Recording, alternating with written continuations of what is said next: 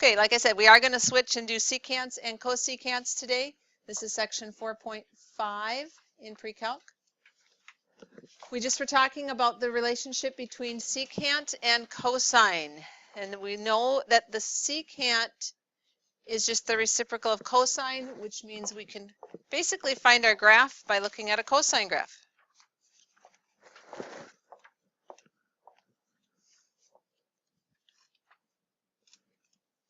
All right, so what I want you to do down here, I have a sine and a cosine curve here, but I want to split them up. Let's just do a cosine graph down here. What's the normal period for just a plain cosine curve? 2 pi. All right, so we're going to mark off 2 pi, cut it into 4 equal chunks. Each chunk is how big? Pi over 2.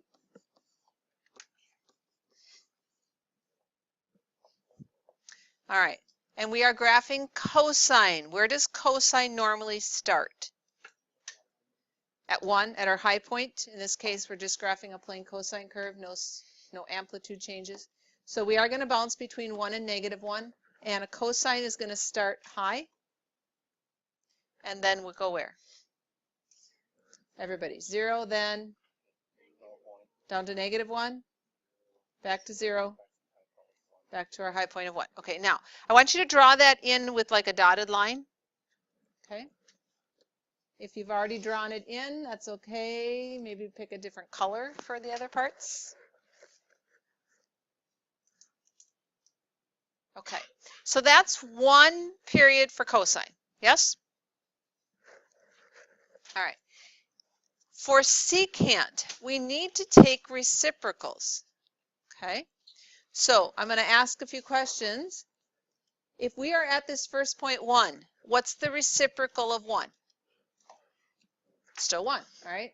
So when we graph our secant curve, we're still going to have a dot at 1 there. Okay, same with this point. What's the reciprocal of -1? It's still -1, so we still have this point. What's the reciprocal of 0?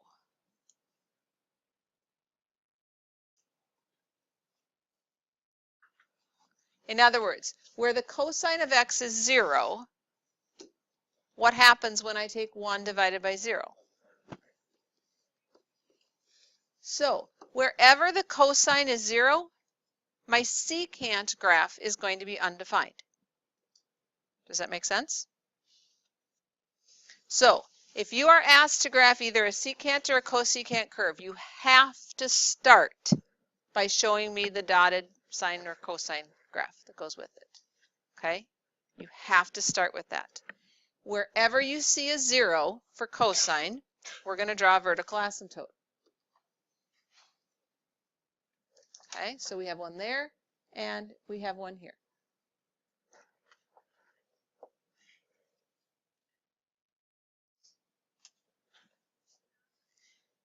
Now, we said the reciprocal of 1 is 1. What if I was, say, over here at a half? What's the reciprocal of 1/2?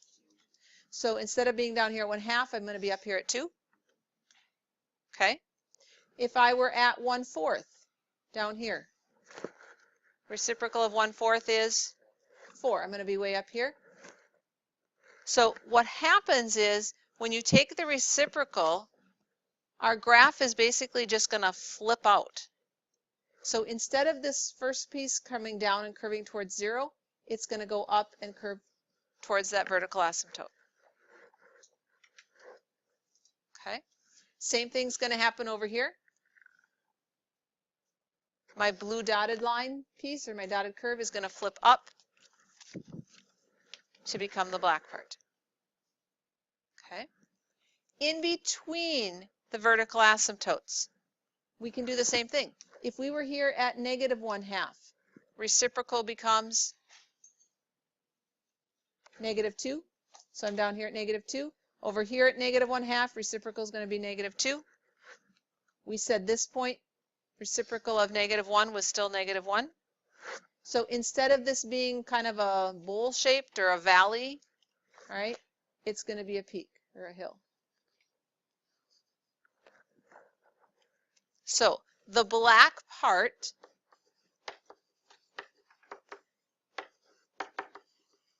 is your secant curve. The blue stuff and the green vertical asymptotes and stuff is just there to help you get the black part. Okay? But again, on a test, on a homework situation, I expect to see all that work drawn. Okay?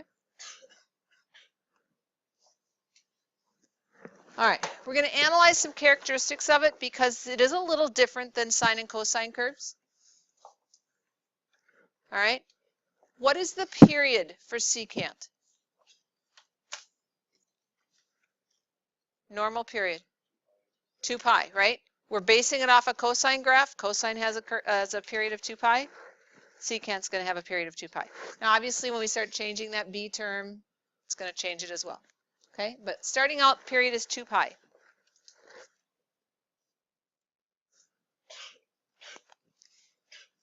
Do we have zeros? Did my black curve ever touch the x-axis? No. So I'm not going to have any zeros.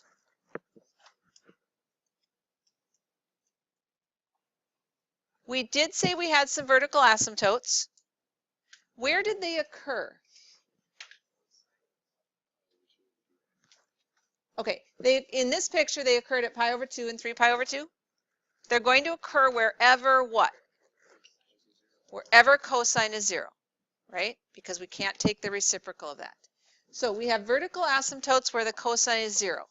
Now, another way to write that, in that set notation, x's are all values such that they are equal to pi over 2 plus n pi, where n is an element of the integers. Do you guys remember that?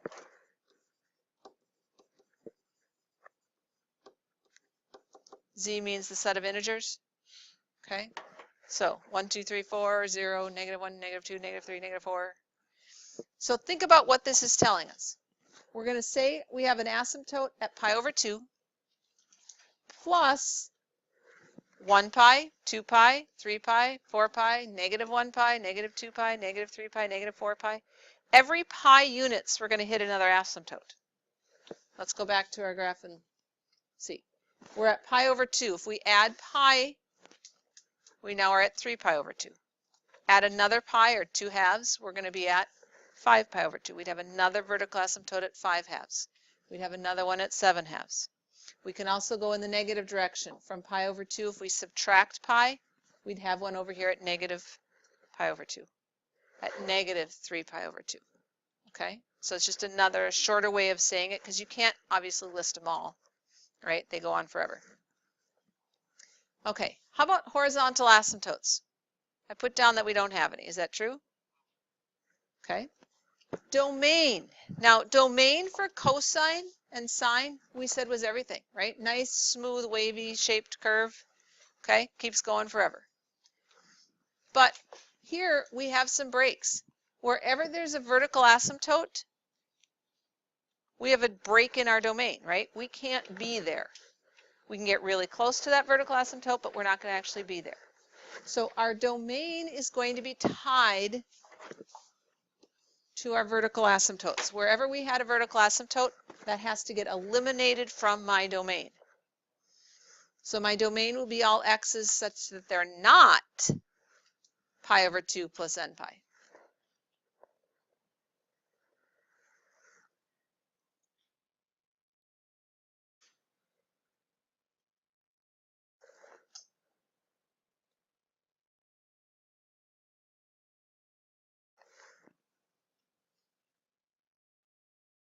Okay, the range. What's the range for a normal cosine curve? -1 to 1, right? When we flip this out, now we're talking about all the values outside of that range. Okay, so now we're saying we can go from -infinity up to -1. Then we have to jump over some stuff, right? Because we don't want to be anywhere in this middle section. Then we can pick it up at 1 again and keep going. Okay, so my range Negative infinity to negative 1, intersection, or sorry, union with 1 to infinity.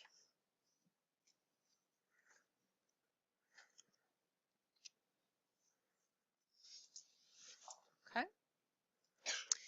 It is continuous on its domain. It's not overall continuous because we have those breaks where the vertical asymptotes are, but over the domain, okay, so for all values that we're allowed to use, it is continuous. In other words, on the little black sections, there's no holes or breaks in it. Okay. The symmetry, just like cosine, it's going to have even symmetry. It would be symmetric to the y-axis. The picture we have here is one period. It continues in either direction. So if you're asked to graph 2 full periods or 3 full periods, you'd want to show that. But the end of a period is going to happen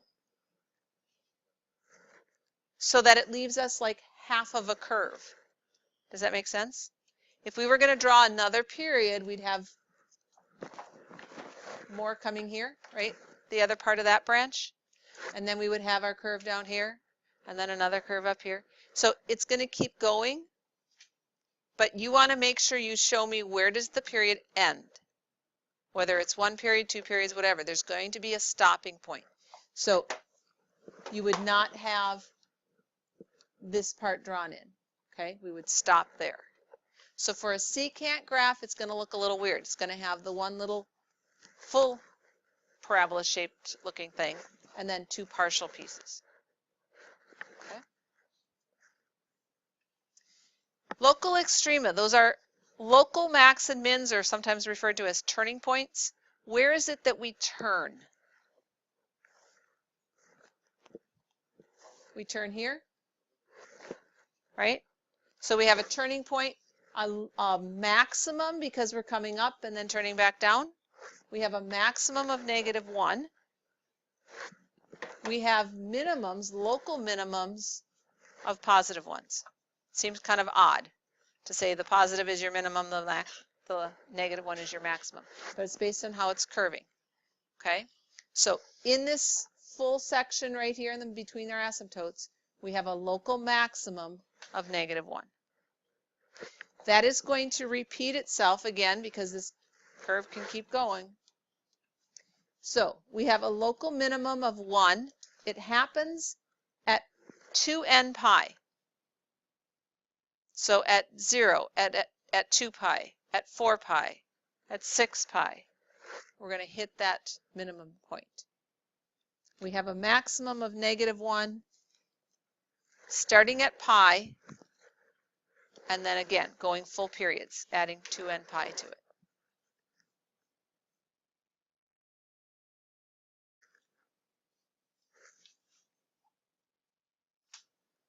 And the last piece there, we said it is not bounded above or below.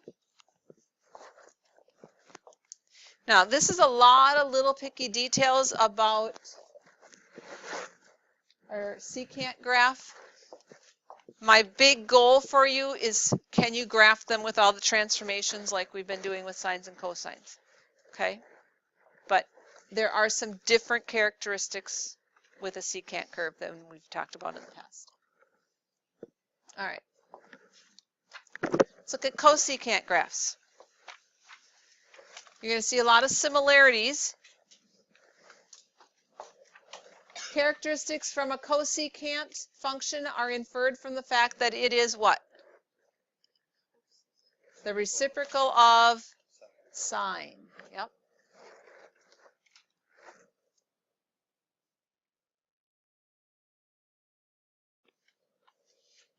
All right, let's go ahead and graph a sine curve. Just a parent function one. Increments are going by pi over 2s. Amplitude, we're going to just have it be 1 again. Where does the sine normally start? At 0. Okay. So we're starting here at 0. Then we go where? Up to the high point. Okay. Back to 0. Low point. Back to 0. Again, draw this dotted.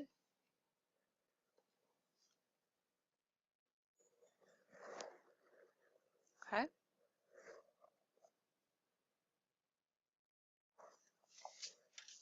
Where will our asymptotes be for this one?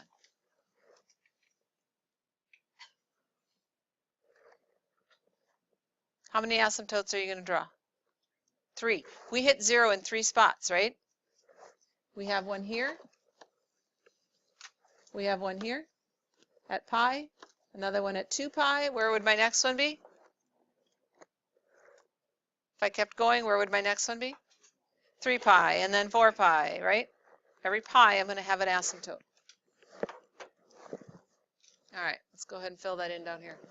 Vertical asymptotes. Wherever your sign is 0, which happens at n pi. Again, 0 pi, 1 pi, 2 pi, 3 pi, 4 pi, etc.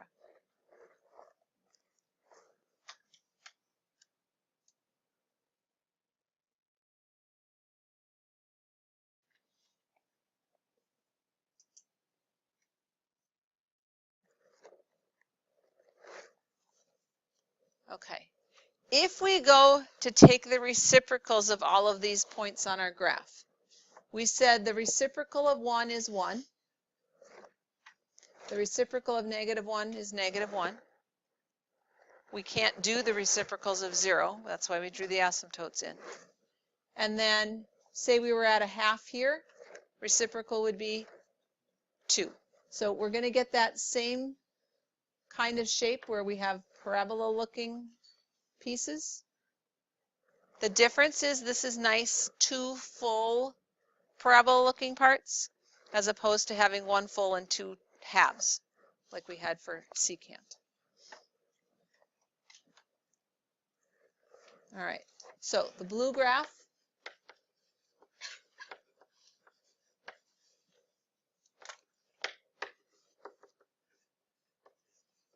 would be our cosecant.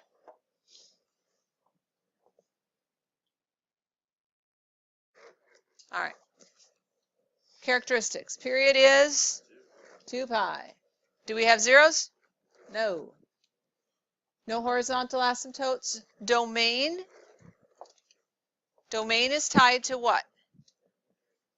Right. We have to eliminate those vertical asymptotes. So whatever we had here, we're going to eliminate it there. So my domain would be all x's that are not equal to n pi.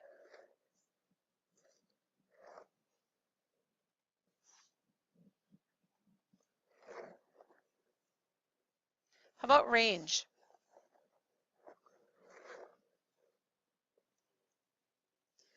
So the same as we had for secant, all the stuff outside of that -1 to 1 section.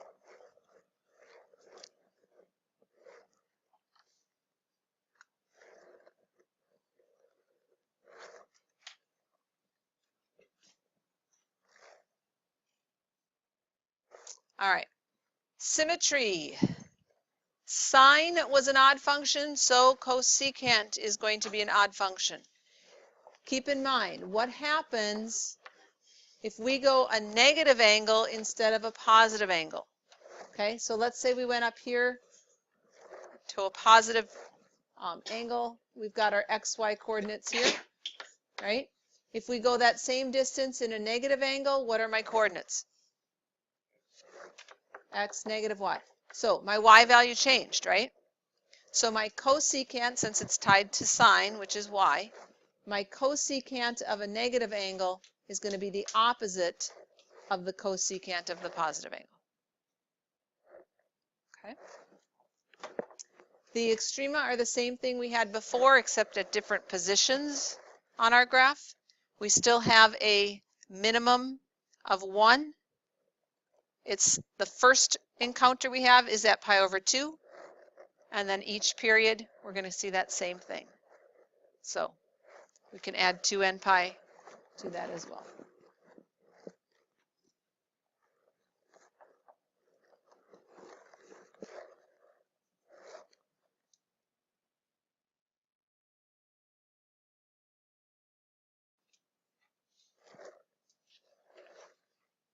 All right, once again, it is not bounded.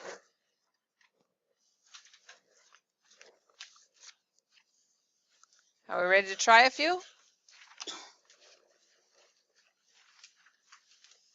Yes, we're all excited to try a few. I can tell by the smiles on your faces.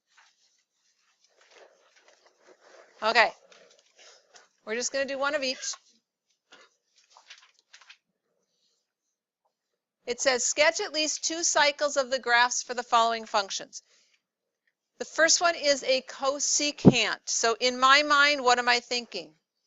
I'm thinking sine. I'm going to actually rewrite this as a sine equation. I'm going to graph everything, all my transformations, my up and down, my phase shifts, my change in period, everything is going to take place within that sine curve. And once I have that in place, I can simply flip the pieces out. Okay? So again, every cosecant curve is going to have a sine curve drawn in lightly. Okay? So we're going to think y equals 1/2 sine negative 2x minus 1. Now, when there's a negative b term, we always want to tackle that first and get that taken care of. Okay? We said that the sine was an odd function, right? When you take a positive angle or a negative angle of the same degree, you get opposite y values. So we have to factor that negative out. We're going to bring it out here. So we have y equals negative 1/2 sine 2x minus 1.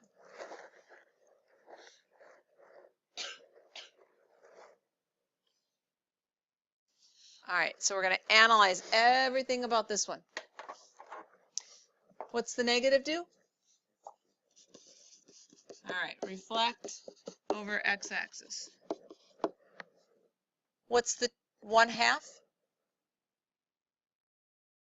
Okay, so we have vertical compression by a factor of 1/2, which means the amplitude is 1/2. So instead of bouncing between -1 and +1, we would be bouncing between -1/2, +1/2, right? We've scrunched it down to half its height. Okay, the 2 in the parentheses, what does that do? That's another compression, this time horizontal.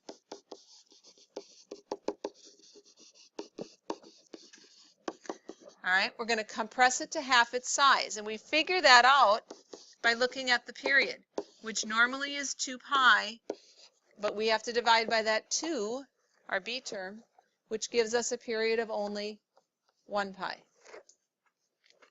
Yes, so we have compressed it horizontally to half its size. What will my increments go by? All right. Do we have any kind of phase shift? Is there anything inside the parentheses with that 2x? No, there's no h term. So we have no phase shift.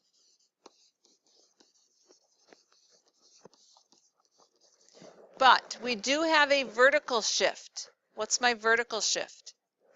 Good.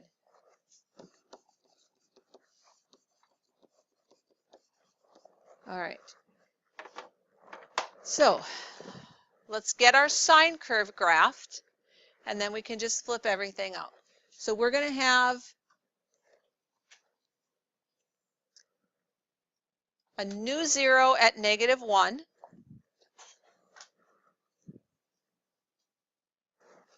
That's my vertical shift down. Our increments, we said we were going by pi/4s. Okay, so let's go ahead and mark that. So first tick mark is going to be pi/4. Next one would be pi/2, 3/4, and 1 pi. Now that's one period. And it did say to graph at least 2 cycles. All right, so we'll go ahead and do a second one. If we end at pi, where would our second period end? At 2 pi. Yes? Okay. Now, the amplitude is 1/2. And we said that we have to reflect it over the x-axis, which in this case is going to be a reflection over my new axis where my green line is.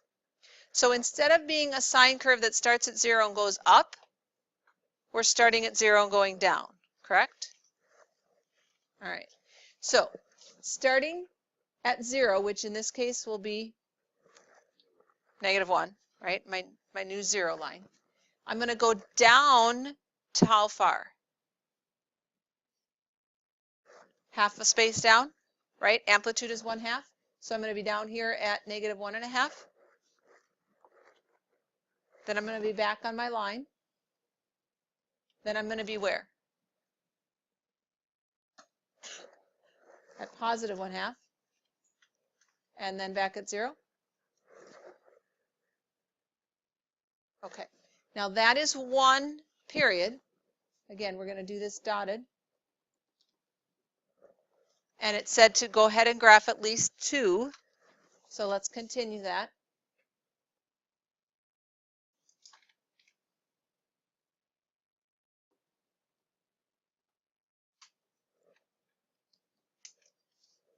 All right. Where will my asymptotes be? Wherever I hit what? On this picture, wherever I hit -1, right? Where my green line is, my new 0. Okay. So I'm going to have an asymptote here, here, at pi.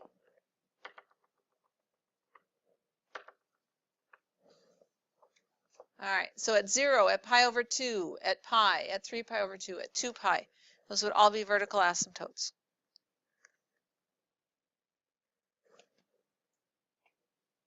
All right, let's get our graph drawn in. We're just going to flip everything, okay? So this little dip that starts here, it's going to flip over and be a hill. This little hill is going to flip over and be a dip. Same thing here and here.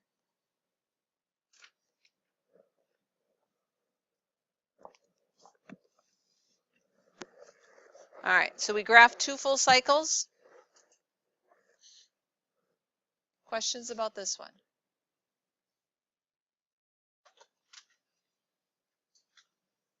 If I asked you for, say, the range of the cosecant graph that we just did, what would your range be? From -infinity to -3/2, okay? And then -1/2 up to infinity, okay? All right, let's try one more. This time we'll do a secant graph. I'm going to pause the video. I want you at your tables to talk. First of all, what would my starting graph, what basic function am I going to start with? And then what do all those numbers in my equation do to it? Okay, so what base function do we start with? We start with a cosine. So we're going to rewrite this as 2 cosine -pi/2x plus pi. And then because b is negative, we have to deal with that, right? We have to factor that part out. So if we factor out the -pi/2, what's left in this first piece? Just an x, right? Now, be careful. What's left in our second piece? We had a pi. We're trying to factor out or divide out a -pi/2. What is left? A -2 is going to be left. So that's why I stopped your conversations and had you come back, because some of you are getting mixed up on that little piece, and that affects your phase shift, it affects your period, all this stuff, right? Did what I do up here make sense? Okay. Now let's analyze what happens with this negative. We want to get rid of it, right? We don't want to have to do a reflection over the y-axis. This is a cosine graph. Think about what happens when you go on your unit circle. Say we go up 45 degrees and down 45, negative 45 degrees. Does my cosine change? No. My same x value here happens here. My y changes, but my cosine doesn't. So having this negative here doesn't do anything. The cosine of the negative angle is the same as the cosine of the positive angle. So when you say you're going to factor it out front, that's fine, but it's going to go away. It's going to be equivalent to just saying 2 cosine of pi over 2 times x minus 2. Okay?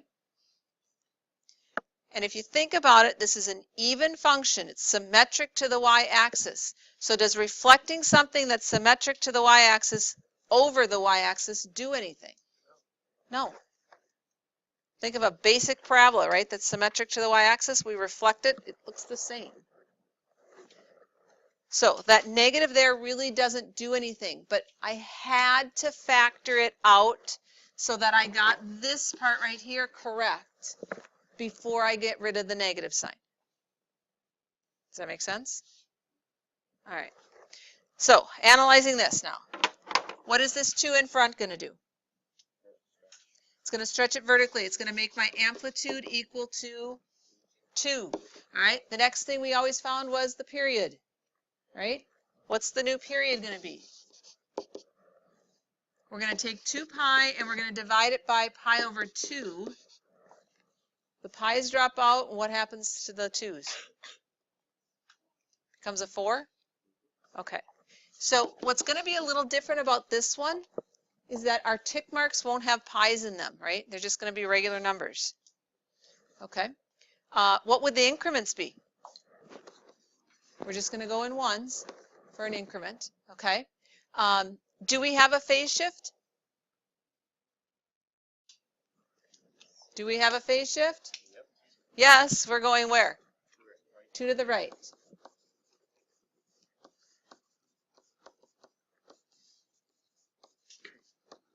Okay. Do we have a vertical shift? No.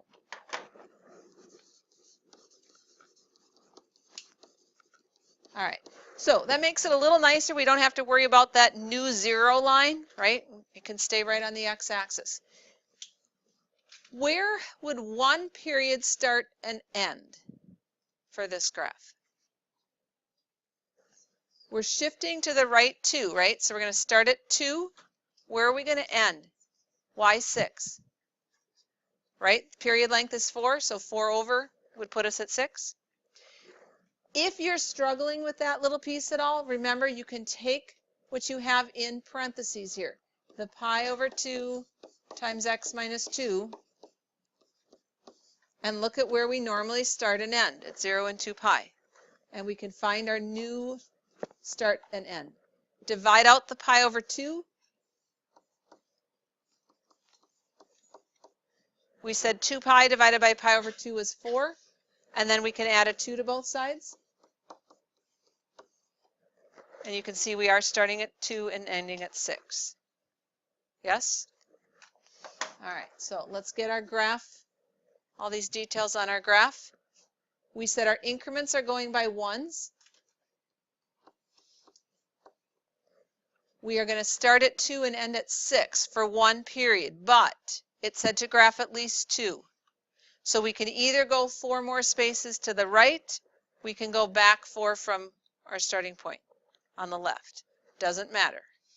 If we continue to the right, this is going to be the end of one period.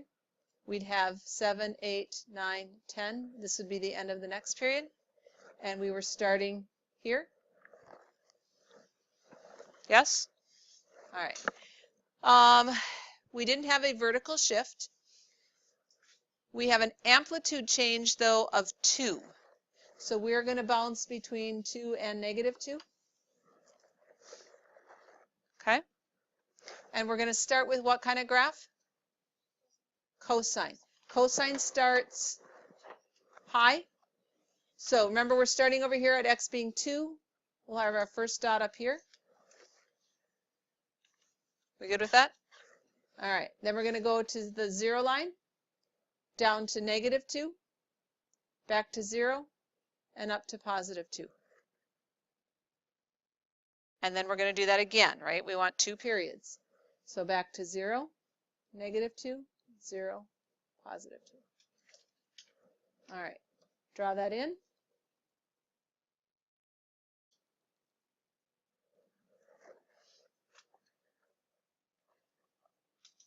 What do we do next? Okay. We're going to have vertical asymptotes wherever we hit zeros. So here, here, at 7, and at 9.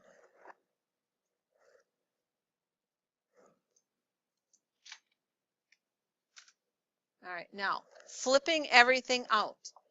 Inside the asymptotes, we have nice full pieces, right? Nice parabola-shaped things. What do we have on the outsides, though? We have the half pieces, right? We have this chunk here approaching that asymptote, and we have this chunk here approaching the asymptote.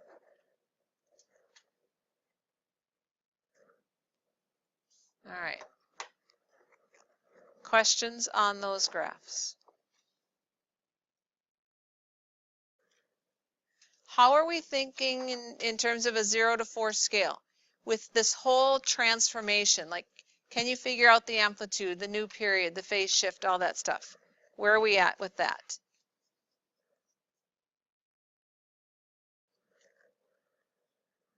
Okay, so we have some time today, work time.